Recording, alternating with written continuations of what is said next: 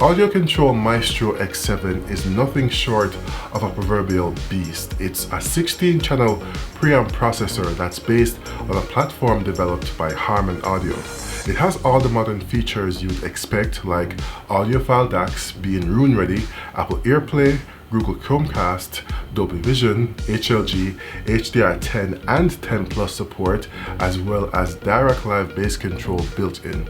I've used it in my home theater for a while now and I have some thoughts about it. This is the review. Stick around.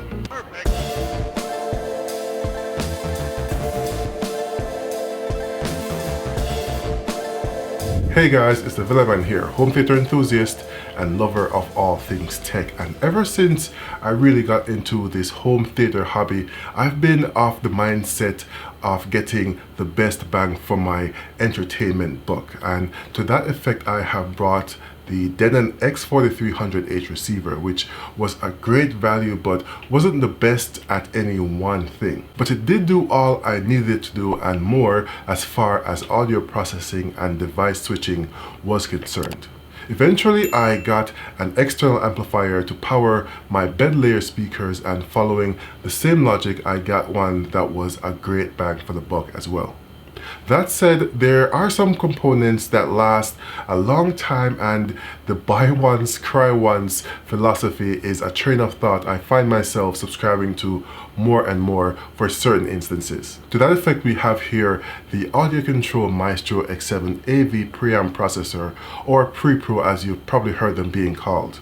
Now, this processor is based on the same platform as the Arcam AV40 and 41, as well as the JBL SDP 55 and 58, as well as its bigger brother, the Maestro X9 and X9S, the latter versions being the HDMI 2.1 compatible versions. They all offer their own unique feature sets, which makes one more suitable for you than the other depending on your needs. From the better DACs and the Dante audio over IP implementation of the JBL SDP55 to the higher end audiophile DACs in the Maestro X9, coupled with the fully differential design of that processor. You'll pay for it though. The X9 is almost twice the price of the other ones I just mentioned, so the Maestro X7 caught my attention because it appeared to be a great balance of price to performance. But the question is it worth it? And while we're answering that question, is it better than, say, buying a Marantz processor? Well, let's find out. The packaging the processor comes in is pretty Spartan but functional, with foam to protect the unit during shipping. In there you'll find the manual, remote with batteries, the power cable, a USB stick for updates, and the included USB calibration mic for Dirac Live Bass Control. On the back of the unit you'll find 16 RCA preamp outputs on the left, 2 pairs of balanced XLR inputs, 6 pairs of RCA inputs, and 16 XLR outputs with 15 speaker channels and 1 dedicated to a subwoofer. Above those are the 7 HDMI inputs and 3 outputs to the left of that, including 1 for Zone 2. To the left of that are the Ethernet and USB ports. There are other ports like optical and RS-232 ports as well. The front of the unit is pretty unassuming when powered off, with a big monochrome screen in the middle with feature badging under it and the volume knob to the right of the unit. Now, a processor like this has a more involved setup than a typical Denon or a Yamaha receiver. Those have a streamlined setup process to make it as accessible as possible to as wide an audience as possible, and it works. But it comes with the limitations which that level of accessibility dictates. That's in contrast to this processor. Ones like these are typically installed by a professional or custom integrator and have a very involved setup process. But because of that, there are many integration options with control systems like Control 4, as well as more advanced speaker calibration and room correction functionalities using Dirac Live Bass Control that's built into the process. Unlike the 2-inch mics with the 3.5mm jacks you'll find in the packaging with the aforementioned AV receiver, receivers, the Maestro X7 comes with a much better mic. But you can also use the UMIC 1 from Mini DSP, which is a very popular mic used by the enthusiast community to measure and calibrate speakers and subwoofers. So you plug the mic into your PC instead of the processor and complete the speaker measurement on the PC. Dirac Live with Bass Control, which was one of the features that I really was interested in using, is absolutely great. That's the version of Dirac Live that allows you to integrate and calibrate multiple subwoofers, and that's exactly what I've done. You can use and control up to 5 individual subs with the processor, but for my tests I had 2 18-inch Marty Cubes connected. You may have seen the build video. To actually measure the frequency response of the speakers in your room, you can use a minimum of 3 mic points or up to 17. The more points that are measured across the various seating positions, the better the accuracy across the listening area. I chose to measure using all the recommended points. It takes a fair bit of time, but the result is a more refined measurement and profiling of your room response. To measure your speakers, you'll need a computer with internet access because any calculations involved in the calibration process are done by Dirac's servers. There is a lot of documentation around calibration, so anyone interested in learning how to do it has the resources to do so.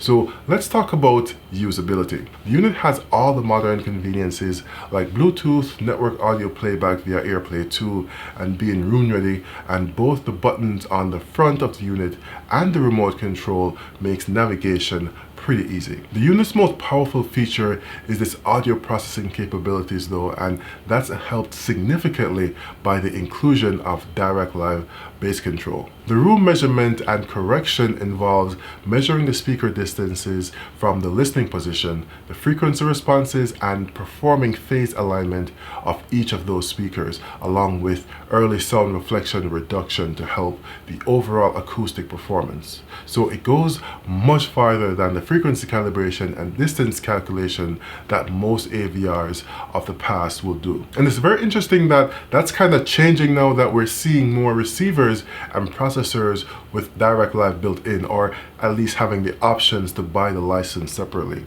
Though the new ones from Denon and Marantz, for example, are compatible with Dirac Live room correction versus the Dirac Live Bass Control on this Maestro X7, which includes everything from the standard Dirac Live room correction, but also includes multi-sub bass control. Additionally, it comes with the license included and doesn't have to be purchased separately. The Dirac Live Bass Control software is pretty easy to grasp, but not so easy to master. You can get pretty adept with the dizzying details of Dirac documentation, but although I had never used the software before, I found it pretty intuitive. Dirac Live is a cloud-based platform which is installed on either a Mac or PC, which you then connect the measurement mic to, which takes measurements of your speakers and the room acoustics. That information is sent to the Dirac servers to do the necessary calculations and apply the filters based on your speakers and your room. That's how you create your target curve, and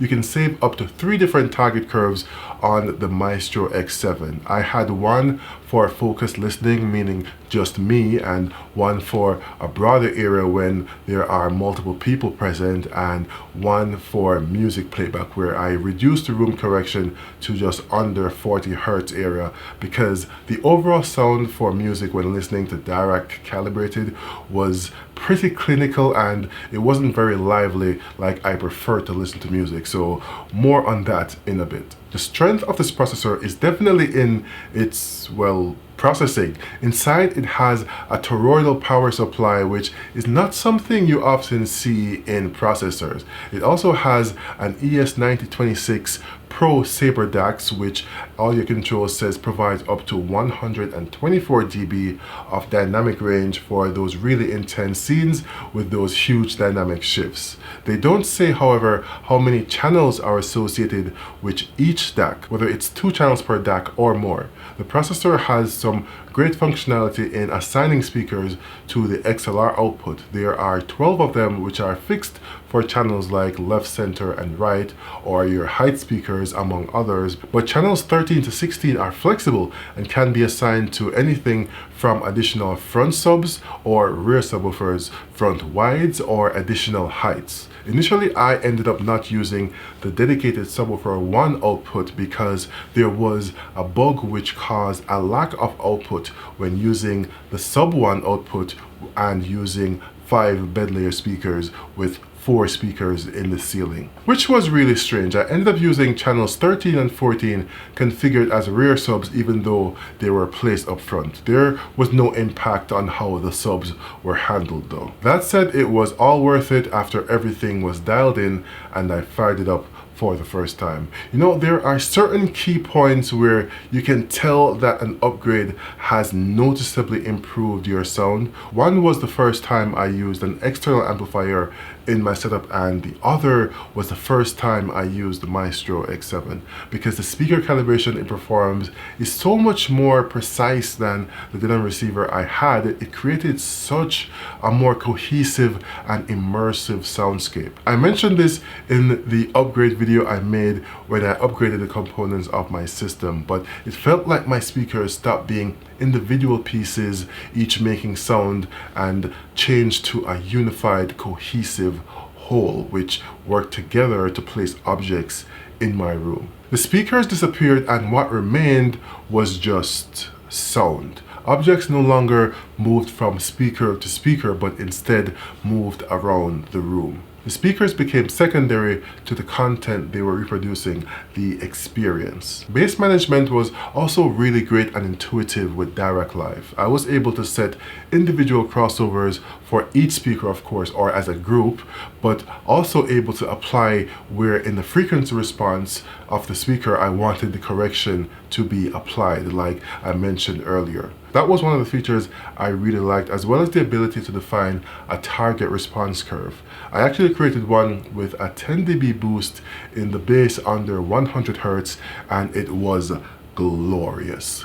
To explain why I chose all of 10 dB, let's talk about the sound signature of the processor. The X7 didn't add any coloration to the material at all, and to be honest, that's what you should expect from a pre-pro of this caliber. It had a dead neutral sound which really helped me identify just what kind of effect Dirac calibration had on my music. For movies, surround sound panning and object placement was just great. For example, Ready Player One is one of my go-to test movies, and the beginning where the drones are delivering the pizza, they start from the rear of the room and move to the front, passing through the rear, then side surrounds, and finally to the right front. And this movement was almost perfect to my critical ears. The race scene too was just pure chaos, and it was great. The coins had an almost binaural effect as they were being collected,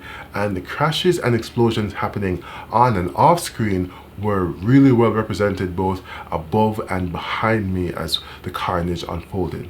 I did feel though that the bass response initially wasn't quite as strong as I would expect. That's what got me to create the 10 dB boost curve after some trial and error to find out what amount of boost I liked best, which was a bit excessive but also perfect, especially with my dual 18-inch multi-cube subwoofers. I sometimes find wall fixtures crooked after I really turn the system up, and maybe I should just hang those better.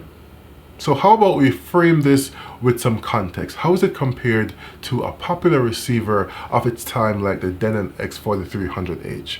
Well, using the same amplification of the Parasound A51 and the Outlaw Audio Model 5000 initially, it was a noticeable upgrade, which you may know isn't always the case when you upgrade audio components. At 3 times the price though, one would hope that there was an audible difference. Compared to the Trinnov Altitude 16, which is what I replaced it with, which itself is almost 3 times the price of the Maestro X7. Well, it's not quite up to that level. Is the Trinnov 3 times better? Absolutely not.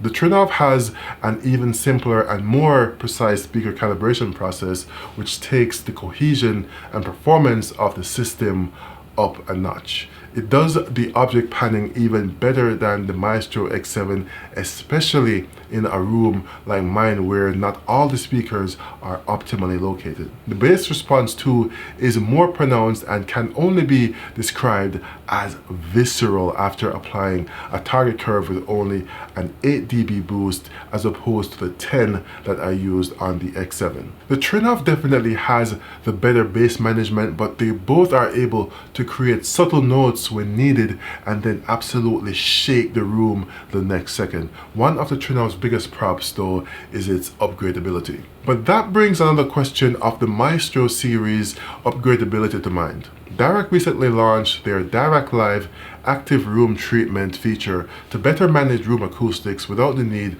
for acoustic panels all over your room. And though the effectiveness in practice is yet to be determined, and it will be exclusive to Storm Audio devices until the fall of 2023, it begs the question, will it actually come to the Maestro even at an extra cost?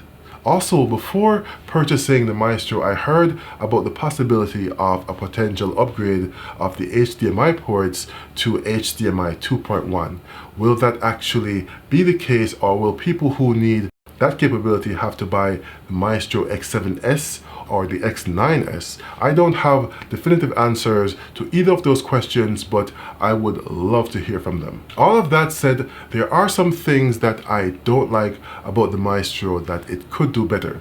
On its most recent firmware, the 1.55, which is what it's been on since I first used it in 2021, besides the glitch with the bass that I mentioned earlier, there's an issue where the audio would just randomly cut out. You would then have to either skip forward or backward, whatever you're watching, for the audio signal to be sent back to the X7, which usually fixes the issue, but it can be very distracting and very annoying. It didn't happen a lot, maybe 2 or so times every month, but it seemed a bit more frequent if I had new equipment like a projector being tested and connected to the processor. Those are my only 2 main issues I found with the Maestro X7, because the bass can be tuned to however you like based on the response curve. Overall though, I really enjoyed having the Maestro X7 in my system, and I don't regret buying it one bit. It's an absolutely great reference quality audio pre-pro with a really low noise floor,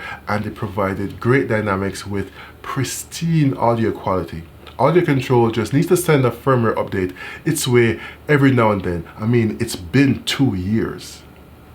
If you're in the market for this processor or any of the ones I mentioned in the video, then make sure to give the guys over at Dream Media Audio a call, because that's where I got it from and they will take great care of you. Let me know your thoughts about the Maestro X7 in the comments below, and whether you're using a pre-pro or a receiver yourself. Thanks for watching, and don't forget to like the video if you liked it, and asparagus if you haven't. Aha, you're paying attention, right? Good. Hit the subscribe button. Peace.